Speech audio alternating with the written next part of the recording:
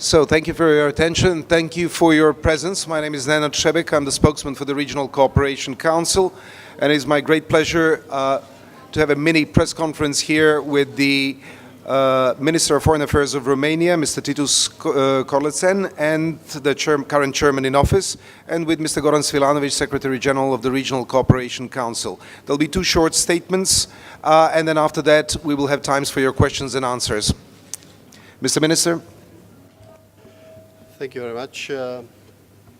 First of all, I would like to mention the fact that as chairman in office of the Southeast European Cooperation Process, CCP, today I co-chair together with Mr. Goran Svilanović, the Secretary General of RCC, the annual meeting of the Regional Cooperation Council. Bringing together representatives of all RCC participants, today's meeting is aimed at reviewing progress reported over the last year in the field of regional cooperation, as well as the status of implementing the strategy and programs of the Regional Cooperation Council for 2014-2016 period. I want to highlight Romania's excellent cooperation with the Secretary General of RCC and his team throughout its chairmanship of CCP. My country is considering and underlining the fact that strengthening the regional cooperation is an extremely important process. It was one of the priorities of the Romanian chairmanship in office. And of course, this is related, and this is another important priority of the Romanian chairmanship, is related directly to the EU enlargement process for all the Balkan region. With regard to regional cooperation as a key instrument of Southeast European countries can use to launch and promote various initiatives and projects, be they economic, political, social or cultural. And this is why we appreciated very much the RCC activities and the projects. And of course, I want to underline once again the excellent cooperation that the Romanian chairmanship in office has had and has with the RCC and the Secretary General and his team. I want secondly to underline the fact that when speaking about the support of the individual aspirant countries to the EU enlargement, Romania introduced in its priorities very relevant projects and initiatives exactly to support the advancement of the EU enlargement process with the countries and with the aspirant countries in the region. And this is why inter alia we organized during the Romanian chairmanship important activities, events and projects related, for instance, with the negotiations on the chapters 23 and 24, justice and fundamental rights, and justice, liberty and security respectively. Because combating organized crime and corruption in the region and helping the states to advance the aspirant countries is helpful for accelerating also the political process in Brussels. I want also to mention that Romania will continue to actively support the process of the EU enlargement based on the meeting of accession criteria, including the protection of the rights of persons belonging to national minorities and reflecting each country's own merits.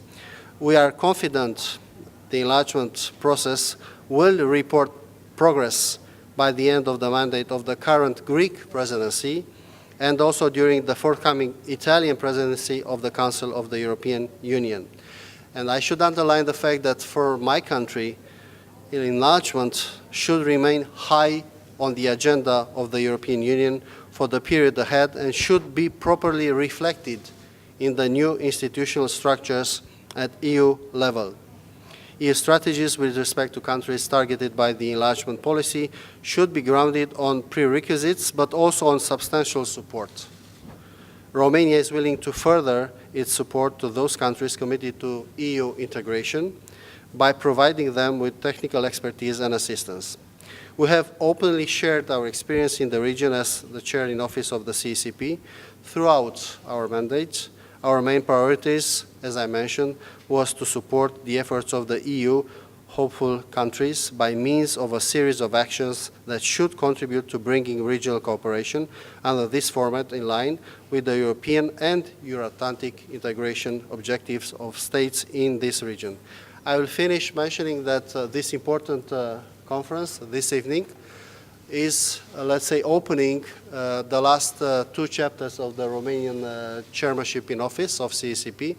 Tomorrow we will host the ministerial meeting of CECP, and next week on 24th and 25, we will organize and we'll have the summit of CECP.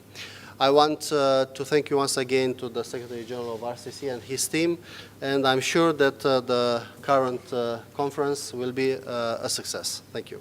Mr. Minister, thank you very much for very kind words, but also for pointing out the achievements of the SCCP and RCC in the last 12 months, guided by the Southeast European cooperation process.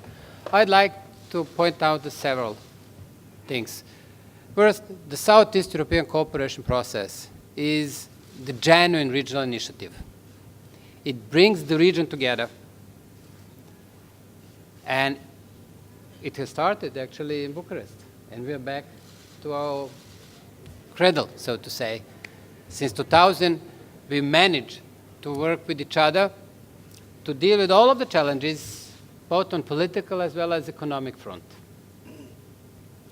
The Southeast European cooperation process is a political guidance, and the Regional Cooperation Council is an executive arm of this political process, being the most important political initiative which brings the countries from the region. The RCC is therefore also relevant as an umbrella to all different initiatives which are implementing different projects. I'd like to point out the following. The mission of Regional Cooperation Council is to assist and facilitate cooperation in the region in order to help countries reach their own goals, to join the EU and or NATO if they wish so. So this is why we are here, to support this process and make it faster and successful. Therefore, we keep on reminding ourselves who joined the EU, who joined NATO in the last 12 months, what we have achieved, who has opened a relevant chapter in the negotiation process. As the Minister has pointed out in his speech a few minutes back, it is about further narrowing the gap between the region and the EU, particularly when we speak about those who are part of the region and are not yet into the EU. This is where we are, and this is what we want to achieve, to narrow this gap. And in certain cases, it is a real gap that needs to be closed.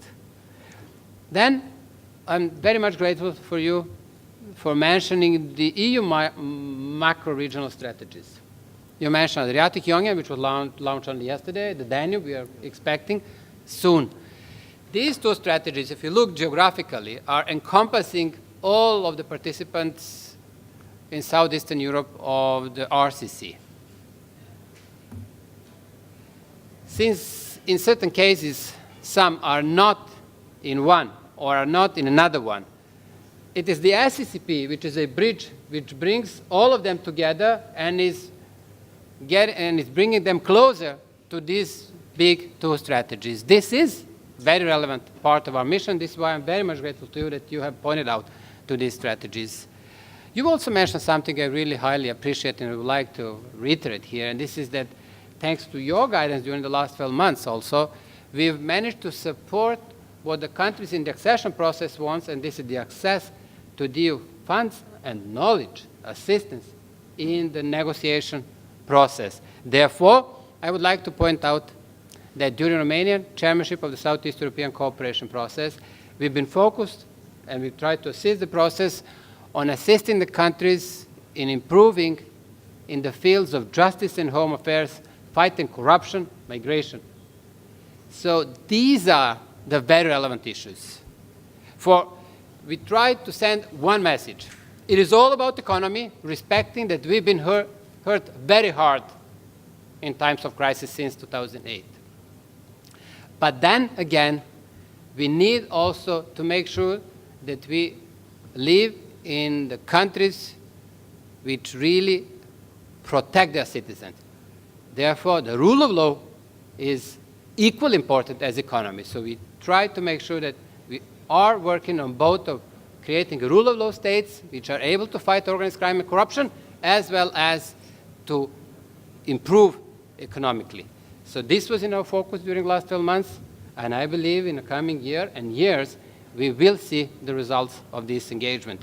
Here, I'd like to stop and would like to offer an opportunity to all of you if you would like to ask Mr. Minister or myself on whatever is of interest to you. Thank you.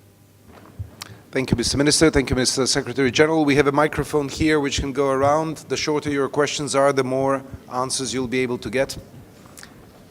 Hello, Romanian National Press Agency. One question, please. How was the cooperation between Romanian chairmanship of the SEECP and the RCC between over the past year?